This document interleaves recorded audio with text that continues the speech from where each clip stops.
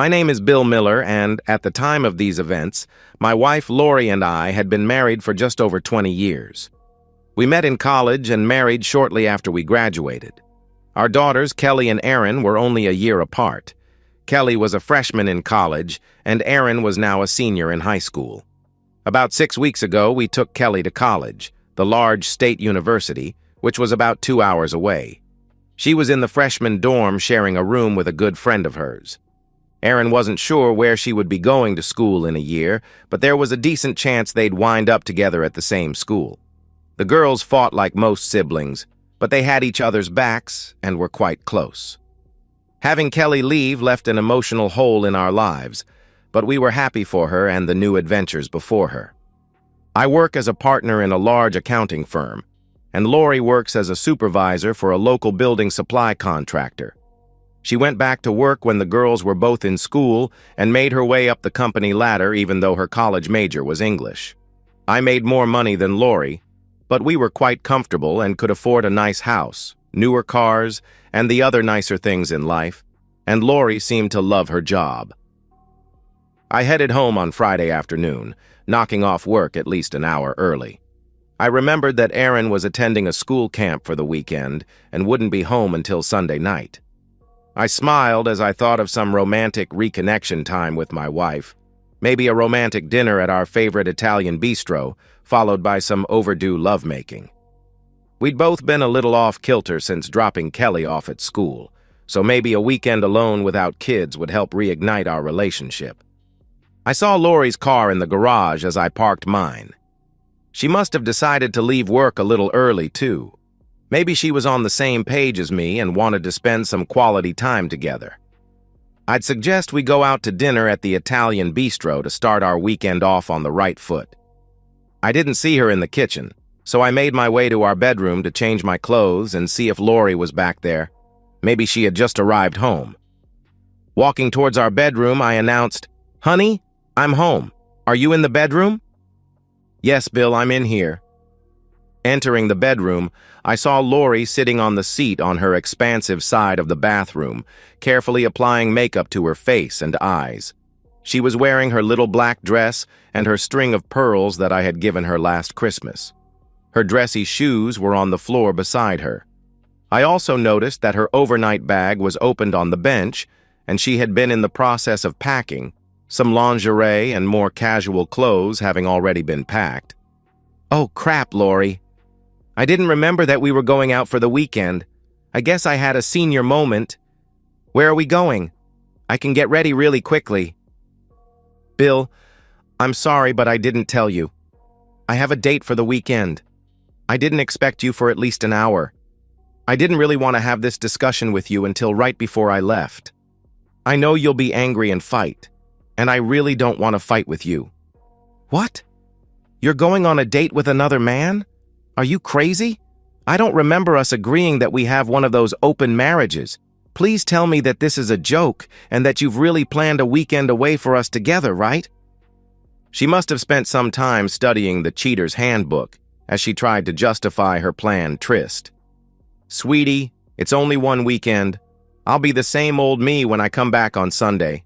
Since Kelly left for school, I've really been in the dumps and I really need to have this weekend away. Just one weekend out of the hundreds of weekends that you've had me all to yourself. You'll see, in the end, this will be good for us and will help us have an even stronger marriage." "For how long have you been cheating on me, Lori? Who is the scumbag who would dare ask a married woman to spend a romantic weekend with him? Are you leaving me for him?" "No, silly. I love you, and only you. His name isn't important, so I'm not going to tell you. I'll have an Uber pick me up and drop me off so you'll never even see him. We've had lunch a few times, but I haven't cheated on you with him, and I'm certainly not leaving you for him. I knew this would be upsetting to you, and I really didn't want to upset you, and I also didn't want to cheat on you behind your back. I doubt that we'll get together again after this weekend. This is just something I really need to do, Bill. This man finds me attractive, tells me I'm beautiful and wants me, even though I'm almost 10 years older than him.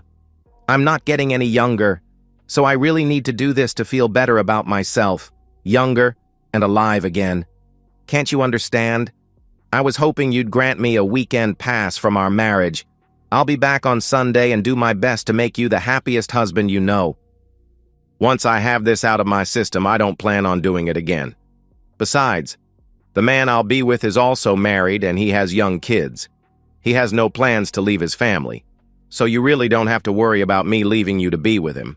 It's only intimacy, Bill, and only for one weekend out of about 1,000 that we've been together. I wish you'd be understanding and grant me a weekend pass without being angry and holding a grudge. I'm sorry, but I've made up my mind, Bill, and I'm going to do this. If you don't let your male ego get in the way, you'll see that it really isn't that big of a deal and doesn't have to affect us or our marriage. Can't you just grant me one weekend pass, Bill, please? I stood there staring at my wife in complete disbelief. Who body snatched my wife and replaced her with this crazy person I found in my house? My mouth was opened, but my brain wasn't yet forming words to address her insanity. Just then, from a corner recess of my mind, I remembered something that might just make this entire disaster turn out in my favor, and I cracked a little smile. So, it sounds like you're bound and determined to spend this weekend with some other man. Damn the consequences, right? You don't have to be so crude or melodramatic, Bill. There doesn't have to be consequences, she used air quotes, unless you want them. But to answer your question, yes. I have decided that I need this weekend away. Trust me, this weekend won't hurt us one bit, and I'll be back on Sunday just the same as I am now.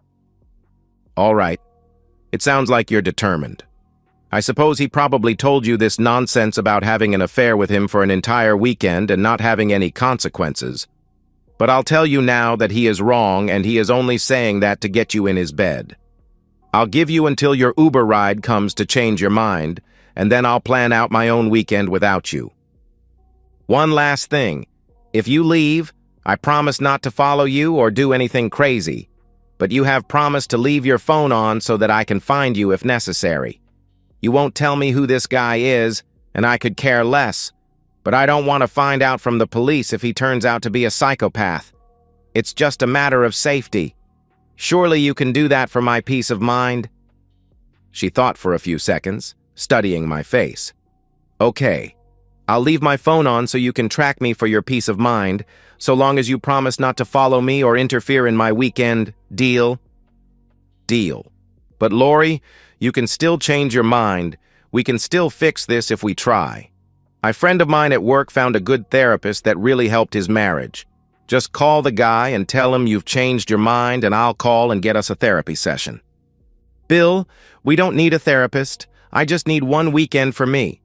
Why don't you leave me be so I can finish getting ready? On my way home from work, I bought a gourmet meal for you that I put in the fridge. You just need to warm it up in the microwave.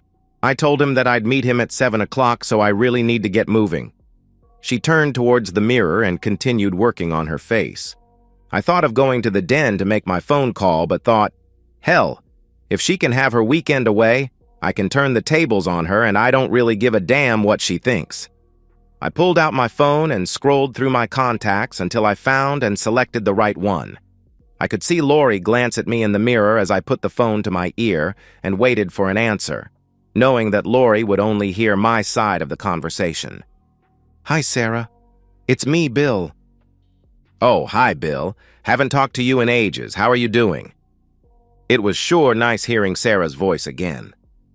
Taking a breath, I mentally recalled my background with Sarah. While we both worked at the same accounting firm, we didn't regularly talk or socialize. 10 years ago, shortly after she started at our firm, she was assigned as my administrative assistant. I was a senior associate accountant, having not yet made a partner. She was an awesome assistant and was instrumental in my being made partner a few years later. She and her husband John were about 5 years younger than Lori and I. He was a young executive and they had one young child, choosing to start a family later in life after John was somewhat established. Then about 5 years ago, tragedy struck. John was coming home after being in meetings all day concerning a merger that his company was planning. A large commercial truck blew through a red light and smashed John's car, killing him almost instantly. Over the next few months, I was there for Sarah and her child Jacob. They were both understandably devastated. I helped her find a great attorney who sued the trucker's company and discovered that the trucker had been drinking. Sarah ultimately received a multi-million-dollar settlement from the trucker's company due to gross negligence. While supporting Sarah, we discovered a strong mutual attraction that we hadn't noticed while working together. You could say that we had found our soulmate in one another, as neither of us had experienced such strong feelings before for another person. After discussing our feelings, both of us were sad that we would be unable to act on them since I was a happily married man and respected my vows. Sarah also had too much respect for my marriage to ever come between me and my wife. We decided to end our relationship, both at work and away from work, before our feelings evolved into an emotional and ultimately a physical relationship that we would both regret. We walked away as friends and found that we could look at ourselves in the mirror since we acted with integrity and never crossed any lines of emotional or physical entanglements. Even though her settlement left her quite well off, Sarah decided to stay with the firm as an administrative assistant, but would support a different accountant on a different floor of our building to minimize how often we saw each other. She enjoyed the people at the firm, the intellectual tasks, and the professional environment. Sarah also didn't want too many major changes, given the tragic death of her husband and having to take care of Jacob and his fragile mental state after his father's death. When we parted, she smiled and told me to give her a call if my marital status ever changed. I promised her that I would, never dreaming that Lori would betray me for a weekend tryst. Not so great. My wife just informed me that we now have an open marriage and that she is going to spend this weekend with another man. To hell with what I think about it. You're kidding, right? I can't believe she would do something like that to you. I thought you had such a solid marriage. I wish I was kidding. I thought we had a solid marriage too. I'm currently standing in the room watching her get ready to go on her date. Maybe she'll be a sport and confirm her weekend plans. I'll hold the phone out so you can hear her. I faced the phone in her direction. Lori, would you please confirm that you wish to spend the weekend having intimacy with another man? I'm not sure Sarah believes me. I said that loud enough so Sarah would be able to hear me as well. Lori knew that Sarah had been my admin years ago. Lori and I attended John's funeral together, and Lori made some casseroles and other things that we gave to Sarah to help support her in her time of need.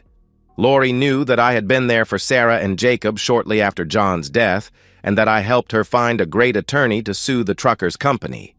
Lori also knew that Sarah and I hadn't worked together in years, and that Sarah now worked in a different area at the firm.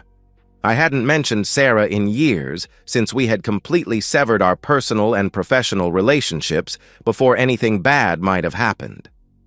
I will do no such thing, Lori angrily replied. We don't have an open marriage. It's just one weekend. Why do you have to go off and ruin everything? Maybe I won't even come back on Sunday since you're being so ridiculous. She then picked up her own phone, and I could see that she just requested her Uber ride. I'm going outside to wait for my ride. Maybe try not to be so childish when I return.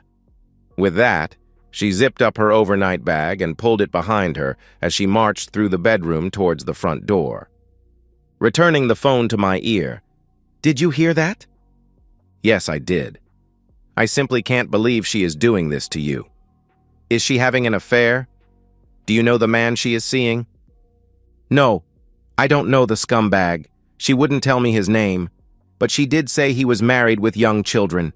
She claims that she isn't having an affair and that she is only seeing him this weekend, but I don't think I can trust anything she says at the point. Oh my God, Bill, I can't believe this is happening to you. Did you call me just to tell me what she was up to? Or is there something I can do for you? Well, I just remembered when we parted I promised to contact you if my marital status ever changed, so I'm making due on my pledge. I simply can't stay married to Lori after she pulled this stunt. Really? Wow, I'm flattered, Bill. Jacob is spending the weekend at John's parents' and I had a date lined up for tonight. Oh, Sarah, I'm so sorry.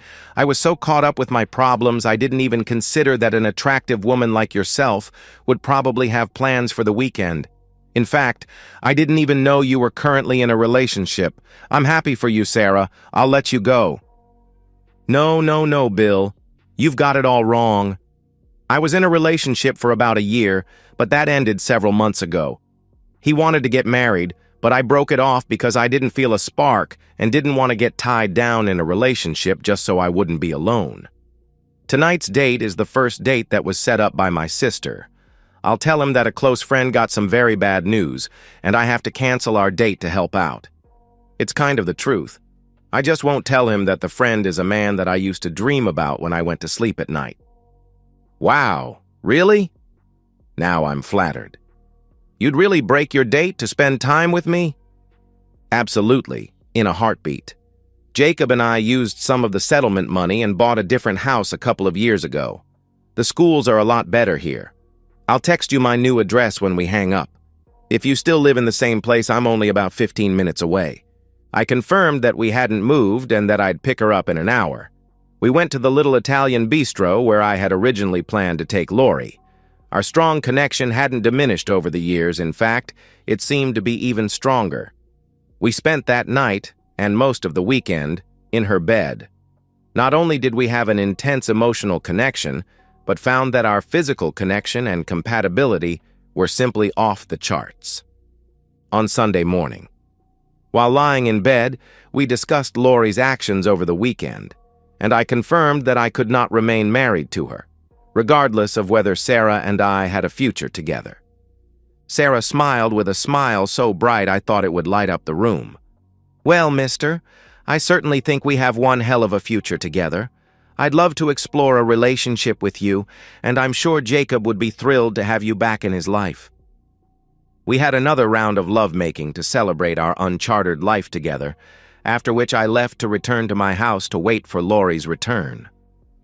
While waiting for Lori, I called Kelly at school and let her know that I would be divorcing her mother and how she left me to spend the weekend with another man. She was understandably upset. I asked her not to call her mom or sister until I had a chance to talk to them in person later that day. I planned to talk to Erin when she returned from her school trip later that evening. I was sitting in my chair in the living room when the Uber driver dropped Lori off around 2 p.m. She breezed into the room, pulling her overnight bag behind her. She had a huge smile on her face. At least she didn't look like another man's woman, but looks can be so deceiving. Hi, sweetheart. I knew you'd be home waiting for me. See? Nothing's changed. I'm the same wife that left Friday night. I knew you loved me enough to let me have one little weekend away. You know, I'm going to make it up to you, and you'll be the happiest husband alive. I've been told that reclaiming your wife can be really fun. If you want, I can go put something beautiful on. You can have your way with me before Erin gets back tonight from her trip. I had my phone propped up on the table, taking a video to record the conversation. She hadn't noticed. I thought I might need the recorded conversation for my kids and other family members if she tried to lie and make me out to be the bad guy. Lori, I know how you hate protection, and I've had a vasectomy, so don't lie to me and tell me that Richard used protection when he had intimacy with you all weekend. You might be willing to trust him with your health, but I'm sure as hell not going to trust him with mine. She had the decency to look down at the floor, realizing that the conversation wasn't going the way her douchebag boyfriend said it would go. Suddenly, her head shot up. How do you know his name? You promised that you wouldn't follow me or interfere with my weekend. I didn't follow you. I had my private detective follow you for me. I just had to provide him with your location. Thanks for leaving your phone on for me, by the way. He couldn't start watching you until Saturday since you sprung your plans on me Friday evening. I had to pay him double time given the last-minute nature of your tryst, but it was worth it, if only to get Richard's wife's reaction when she learned of her husband's weekend activities. Did you know that Richard's wife's dad owns the business where you and Richard both work? Sounds like Richard's career will come to a screeching halt Monday morning. Your workday will also be most interesting, but I've asked them not to fire you, at least for the time being. Lori sat down on the sofa opposite my chair and slumped down. "I can't believe you would do this to me," she complained. "That makes two of us," was my clever rejoinder. "He said this weekend would give our marriage the spark that it needed," she remarked with her head in her hands, intensely looking at the floor. "That's what happens when you listen to your boyfriend instead of your husband. It turns out that the spark that you and he created just blew up two marriages." "No, no, no, no," she wailed. "I don't want a divorce. I told you that this weekend was a one-off, not to be repeated. Richard and I are not having an affair. I've been down in the dumps since Kelly left for school. I thought this was what I needed to feel better about myself and be a better wife for you. I did it for us. Can't we do something? Can we try marriage counseling? You said a friend of yours found a good therapist," she said with her head coming up and looking at me somewhat optimistically. I almost felt bad for what I was about to do to her. When I was young, my dad taught me that if you take an action against someone, you often have no control as to the person's reaction. I begged you not to go away for the weekend, but you called me childish and left anyway. I've never felt so betrayed and disrespected in all of my life. If you would have called it off when I begged you to, we could have gone to counseling and maybe repaired our marriage and figured out why you thought you needed your weekend tryst. Believe me, Lori, I've been down in the dumps some too since Kelly left for college. But unlike you, I didn't plan to have a weekend tryst with another woman and spring it on you at the last second like you did to me. The second you hopped in that Uber to take you to the resort to be with Richard, our marriage was over. You just didn't realize it." Lori started sobbing as she crumbled to the floor. She crawled to my chair and hugged me around my lower legs. "Please, please, Bill, don't leave me. I was stupid, and I let Richard fill my head with lies. The intimacy with him was mediocre, at best. He isn't even in your league. Please, we can work on our marriage and be better than ever. Please don't leave me." I picked my phone up off the table and turned off the recording. "Lori, I have a confession to make." She raised her face up from my shins and looked at me. "What did you do? Did you see Sarah after I left?" "It's okay, Bill," she excitedly said. "We both took a weekend off from our marriage. That makes us even, right?" "Yes, I did spend the weekend with Sarah, but it's more complicated than that." "What do you mean?" I explained how Sarah and I had become close and felt a strong connection after John's death, even though we never crossed any lines or had an emotional or physical affair. "I've hardly spoken to her over the past 5 years. We parted ways when we both realized we could be going down a dangerous path for my marriage. I was happily married and respected my marriage vows. Sarah also respected our marriage. She respected it far too much to ever do anything to come between us. But she did tell me to call her if my marital status ever changed. That's why I called her. You essentially threw our marriage in the garbage and never listened to my pleas to stop with your insane weekend plans. In the end, it turns out that Sarah respected our marriage more than you did." "Oh my God, what have I done?" Lori wailed as she gripped my lower legs tight and pressed her face into my shins once again. "I can't believe this is happening to me." "That makes two of us," I replied. "When Sarah and I got together this weekend, we found that our connection is even stronger now than it was when we parted, and that we are truly soulmates." I could feel Lori shuddering as she kept her face buried in my shins. "Sarah and I never would have gotten together, maybe never even spoken again, if you hadn't betrayed me this weekend. But you gave us the opportunity to be together, and now we never want to be apart again. I'll be filing for divorce next week. Given the circumstances, I'll be filing under irreconcilable differences, even though I could file under adultery. I promise to be fair in the settlement and not try to leave you destitute as I try to remember the good times we spent together. I told Kelly that you spent the weekend with another man, and it's only fair that we tell Aaron the same thing. I'm happy to let them know that I'm now with Sarah, but I'll tell them that I only reacted to your betrayal. If you don't try to make me out to be the bad guy, then I assure you that the private detective's report and photographs won't see the light of day."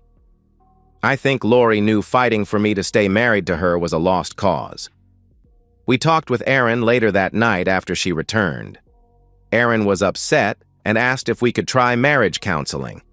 Without going into details, she knew her mom had screwed up. She also knew that I had reconnected with Sarah and that we were starting a relationship. She quickly realized that marriage counseling wasn't in the cards. I stayed in the guest room for a few nights to make sure that Erin would be okay, and then I moved into an extended stay hotel, splitting my time between Sarah and Lori Erin.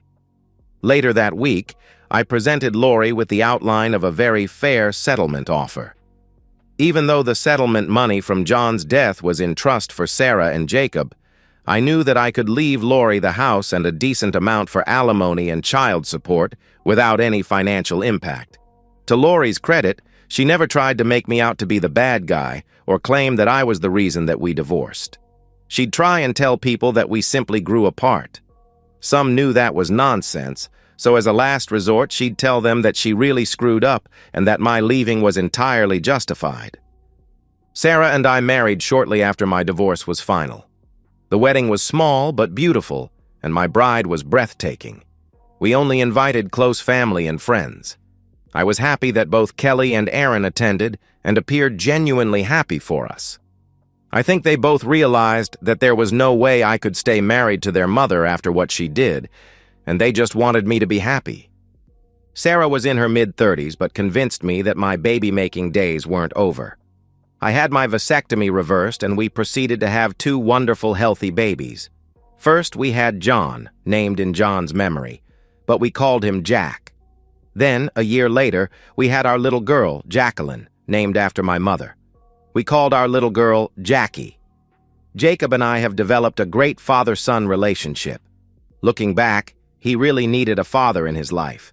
I hope that John is up there somewhere looking down at Sarah and Jacob, and that he is at peace knowing that they have found such happiness.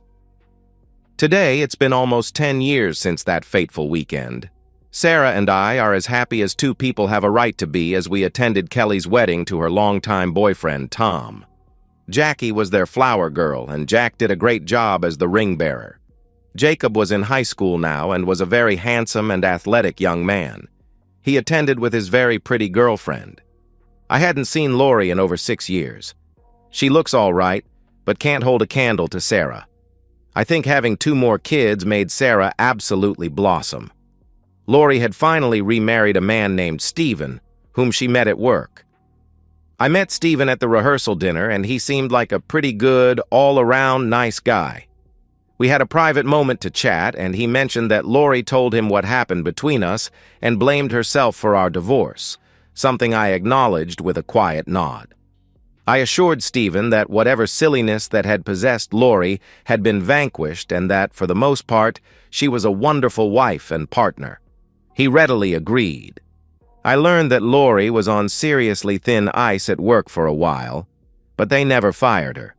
She had some crappy assignments for a while, but eventually she showed her loyalty and hard-working nature, so she was eventually promoted to be an area manager, ironically the same job that Richard had before he was fired. Sarah and I mingled with guests at the reception after the ceremony. We ate, danced, and had a great time. Kelly and Tom were jetting off to Hawaii in the morning for a honeymoon that Sarah and I had given them as a present, along with a sizable check to help them with the down payment for a house that they wanted to buy. Towards the end of the evening, I saw Lori approach Sarah and have a brief chat. Lori then came to me and asked me if we could have one dance together. She said that Sarah had said it was okay with her. I glanced at Sarah and she nodded her head. I took Lori in my arms and we danced to the slow music that was playing. It almost felt like old times. Neither of us said a word until the very end of the song when she stopped and looked up at me. "Bill, I'm so sorry for what I did to us all those years ago. I'm glad I found Stephen, but I never stopped loving you. Seeing you so happy with Sarah makes me feel happy for you, but also makes me hurt thinking about what might have been. Lori, for what it's worth, I forgive you and wish you and Stephen nothing but happiness. I had a chance to talk with him earlier, and he really is a good guy. He and I have something in common. We both love you. You're right. Sarah and I are incredibly happy, and in a strange way we have you to thank for bringing us together. Please forgive yourself and love Stephen and your family with everything you have." With that, I kissed Lori on top of her forehead, took her hand, and walked her back to our table where Stephen and Sarah were waiting for us, quietly watching the last dance between former lovers. I saw the beautiful smile on Sarah's face and thanked God for bringing her back into my life, even though it was in a most unusual way. And so, we've reached the end of today's story. Was it what you expected, or did it take a twist you didn't see coming? I'm curious to hear your thoughts. Share them in the comments below, and let's get a conversation going. If this story kept you hooked, make sure to hit that like button. And if you're new here or just haven't subscribed yet, now's the perfect time to join our community. I bring you fresh, captivating stories every day, so click that subscribe button and turn on notifications so you never miss out. Thanks for watching, and I'll see you in the next one.